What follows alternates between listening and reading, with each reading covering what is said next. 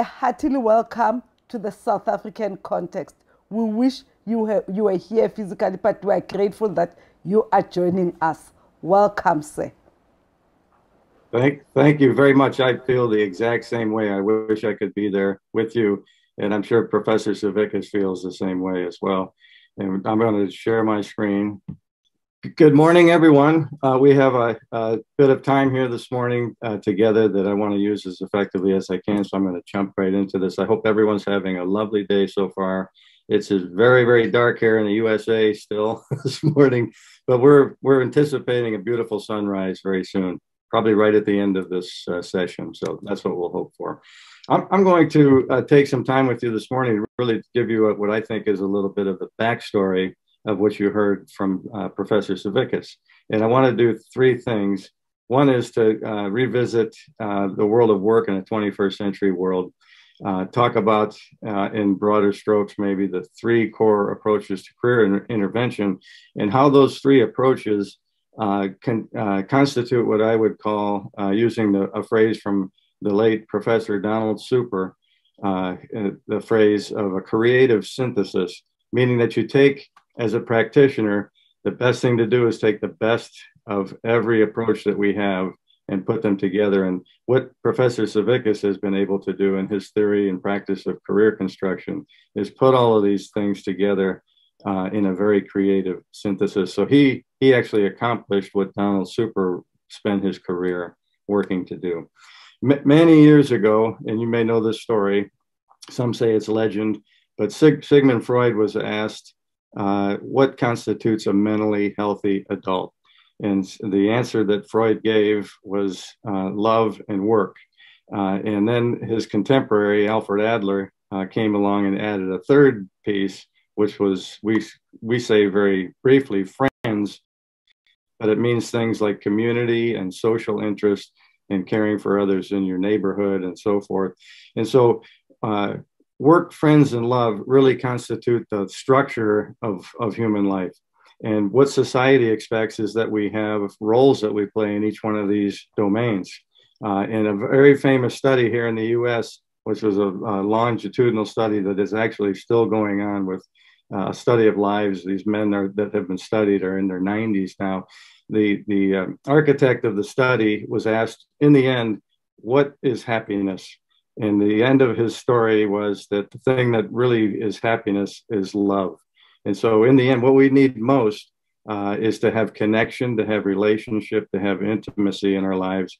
And with that too, we know that isn't, that can be satisfactory, but it's not sufficient because society expects that we do other things. And one of those things is what we all and you all spend your time doing, is trying to help people with work, because we know the absence of work correlates with wide-ranging mental health problems. And so people who do not have work, particularly in these contemporary times with the pandemic and loss of jobs and loss of work, it's a big, big problem. And so what we spend our time doing is trying to support and help people to be able to engage with work. And the word today, the phrase around the world today, the International Labor Organization's phrase is that all people have a right to decent work. And you may know about this, have studied it and seen it, and are an advocate of it. And it's really all about, in the work that we do, to try to help people to have work that is able to help them have a fair income, have security, and so forth. So our first point is that the world is a very different place, obviously, today. And 50 years ago, Bob Dylan, who was one of my favorite singer-songwriters and was now a Nobel laureate, said long ago in one of his songs, the times are changing. And that is so true today that it just continues to ring true. And it's not only that the times are changing, but boy, things have changed a lot. The wheel has turned and things are not what they used to be. So in the contemporary age, the digital age that we live in, the globalization, the world around us, which is flattened, and our being together via this technology is a prime example of that. And social media, ironically, keep us interconnected, yet in many ways very isolated and insecure. So we have this great technology at our hands to be able to connect with others, but yet in many ways people are feeling lost and lonely and they need connection. And so what we try to do in career counseling and career intervention is to help build those connections, particularly through work. But we also attend to these other two important domains of the love and the friends as people design their lives, because we know we're not all just work. We have relationships, we have our families, we have our communities. And so it's our job to support each other in that way. And so in an insecure and uncertain world, we have to construct certainty and security within ourselves. And I think that's what you've heard from Mark Savickas this morning is that when work won't love you back, when work won't hold you yourself. And so for each of us, it's very, very important to take time to know our story in a world that's very, very turbulent. And the one thing that you can carry forward with you always is that sense of stability and knowing where you come from. There's a study that's shown that the more adolescents and the adults and all of us know about our family story, the more well-adjusted we are. And so it's important to have that sense of history within your family of who you are, where you came from, and where you're going. And in an uncertain world, all we really have to hold on to is our own self, our own story. And that story obviously connects with those who we love, those who are in our communities and who support us and in our schools and things like this, which is what we all do, you all do in the work that you do. That's a prime goal. So today, in an uncertain world, we really must know and shape our own story. And the beauty of story, and you heard this from Mark, is that all of us have a story. Not everybody can respond to test scores and things like this, but everybody can make sense out of a story. They can tell you a little bit about themselves. They can tell you their autobiography.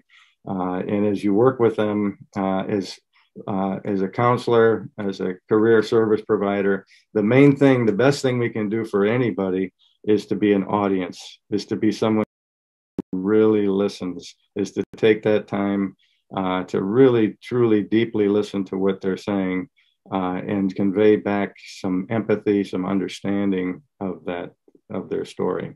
So we know that narrative is international. Everybody's got a story. It transcends cultures. This is why career construction as a synthesis of these different approaches works so well, because everybody can relate to story. And as we think about our own stories, we want to think about it in terms of two perspectives that we carry with us. One on career and our work. One is a very objective perspective, and this is what we show to the world. You know, what's your job? Let's see your resume. What positions do you hold? These sorts of things. This is what we can show to the world objectively. The subjective part is, what does it all mean to me? And what career construction really aims to do is work on that subjective component to build the meaning, the intentionality, the sense of I'm on a quest. You know, how can work use me, but how can I use work in a way that allows me to move my story forward?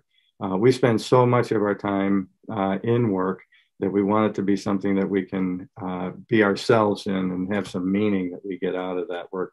And for some people, and for myself, for all of us, we probably all had experiences where we just had a job. You know, and even sometimes on my best days in the work that I do, which very much to me feels like a calling mostly, there's days where meetings and stress and strains and disappointments and bureaucracy and things get in the way, and it feels just more like a job.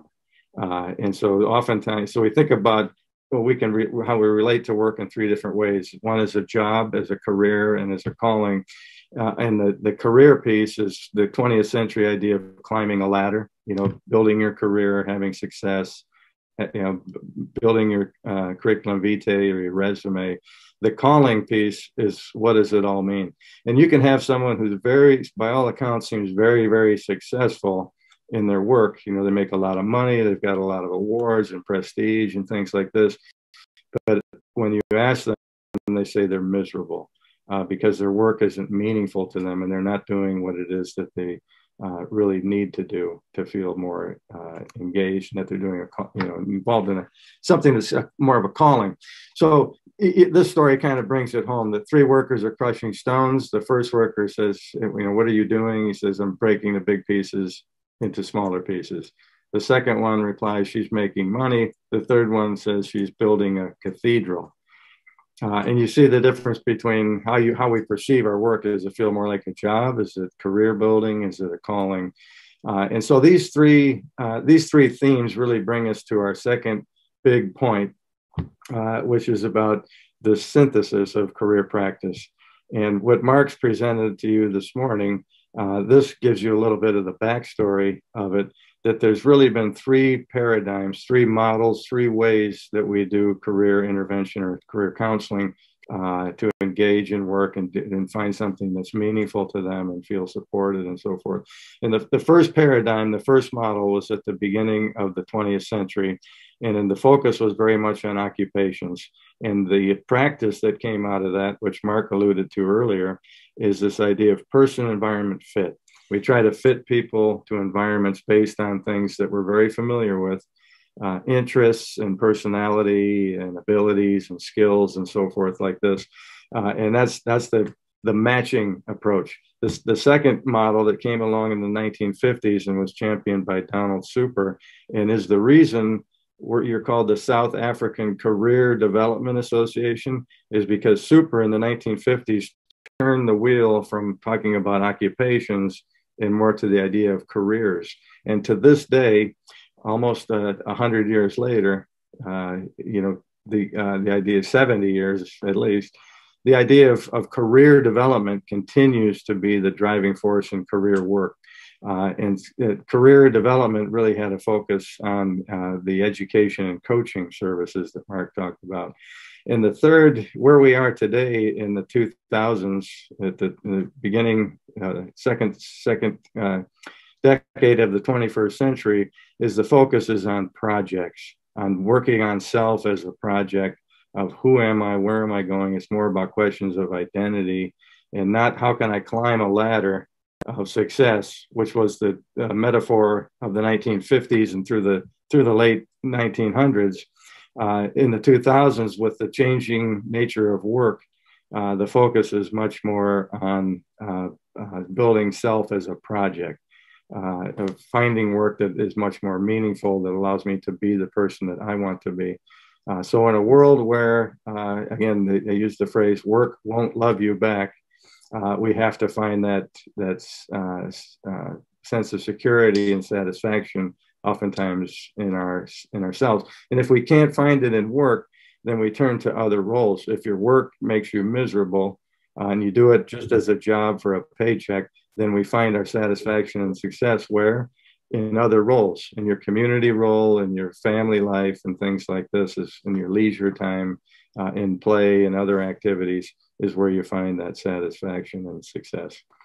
So what Mark's done with career construction counseling is really put together in a creative synthesis these three approaches or these three paradigms.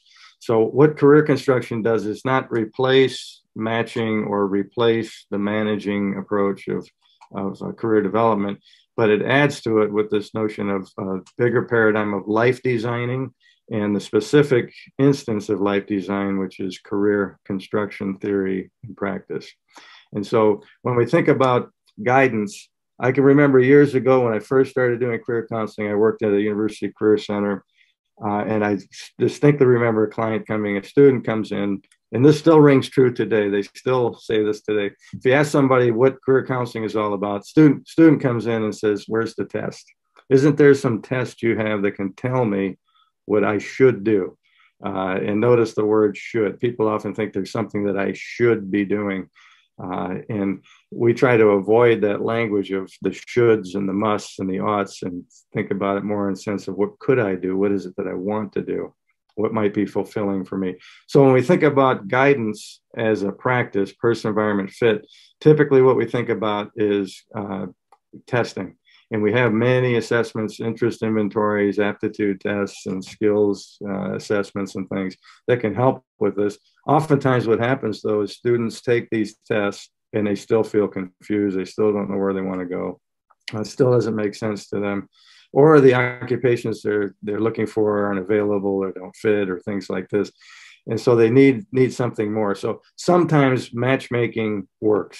And what we have to do with people, students coming in, people who think about careers, that there's some crystal ball that a career counselor has that can help you decide what it is you want to do, is to challenge beliefs that people have, which you can see those on the screen here. Oftentimes people think there's some test that's going to tell me what I should do, and that work is the only thing in my life. And if I can just get this job, or if I can just get this degree, or just do this one thing, then everything's going to take care of itself and I'll be happy. And we know that a lot of these they're mythical thinking, and sometimes we have to challenge students and clients' beliefs a little bit about how they think about careers. So if you ask anybody just off the street, how would you define career counseling, or what does it involve? 9 times out of 10, the first response is that there's a test that can tell me what I should do. And the person environment fit approach is very, very useful, and it's tried and true. And there's a great model that you all probably know about that John Holland devised, that talks about these 6 different types of people and 6 different types of work environments. And the goal is to find out what type you are and match that to an occupation. And the idea is that we want to be around people who are like us. So all of us who work in the social services, career services, want to help other people, have much more of a social bent. We want to do things that help us to engage with people, teach people, and so forth. Others might be more enterprising if you're very business minded, entrepreneurial, these sorts of things. So you try to find, where in the world do I best fit? Where can I fit myself in the world? And actually there are, free access. This ONET interest profiler is a place you can go to take an interest inventory and look up occupations that match your particular style. So the big goal with PE Fit is congruence. The second service, education and coaching, is all about how do I get ready to make decisions, planning and performing. And this is the work we do with students, particularly children, adolescents in the schools, is to try to help teach them about what career decision making is all about. It's lifelong, it's planning, it's thinking about your future, developing the readiness. And then once on the job, later on in life, as a late adolescence and certainly into adulthood, the question becomes more around coaching and how can I do better? So today we hear a lot about life coaches who try to help people perform better on the job, and how can I get better? And the mantra for career development, career education, is to always be looking ahead to the future and looking around for opportunities. And this is great advice that Super gave us years ago, is as we go through our lives, is to always be looking for new opportunities, things that you can do. So we always want to have a vision, a goal, an eye on our future, but also be looking around for ways to shape that future.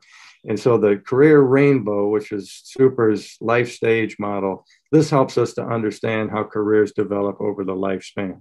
So it's not a one time I make a decision and then I'm done, that it's a series of decisions and redecisions. And most people today change jobs. In the United States, the statistic is somewhere in the order of 14 times, 12 to 14 times between the ages of 18 and 35, which is an amazing statistic, but where there's so much flux and fluidity.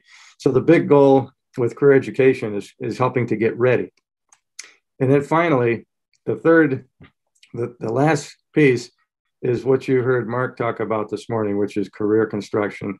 And it's all about taking authorship of your life and working on a sense of identity. Who am I? Where am I going? And being able to adapt to the world. So in today's world, we have to answer these sorts of questions.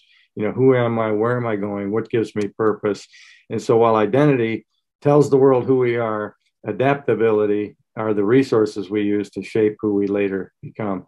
And as Mark mentioned, there are a variety of methods that we use that are available free to you. And I would really encourage you to study the demonstration that Mark did And these questions that he has are so powerful and useful, and we use them all the time.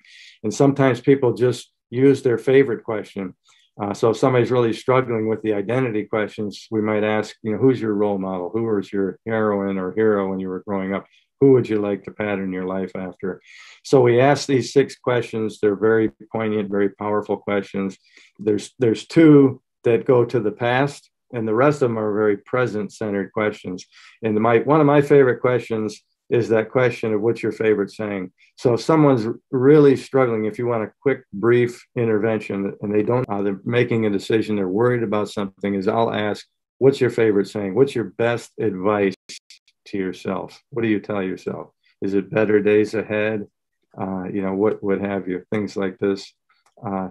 So the early recollections help us to actively master what we passively suffer. And we go to our heroes because that's who shapes us. They mold our future. We use them to be more the person we are. We aren't them specifically, but we are like them. It's who we aspire to be or who we have made ourselves into. So we tell a story about these things. And then by using these 3 approaches in a creative synthesis, it can help you all to make good career practice better. And so remember the 3 M's, it's the matching, the managing, and the meaning. And using all 3 of these in tandem can be a very, very powerful synergy. And different people need different things at different times. So having those in your toolbox, so to speak, or in your resource armamentarium is very, very important. The last thing I'm going to say, this is one of my favorite quotes, and this is from a very famous developmental psychologist, Yuri Bronfenbrenner, who started a program in the United States called Head Start, which was all about helping kids get a leg up, particularly kids who were disadvantaged, get a leg up on life, get a solid start in life.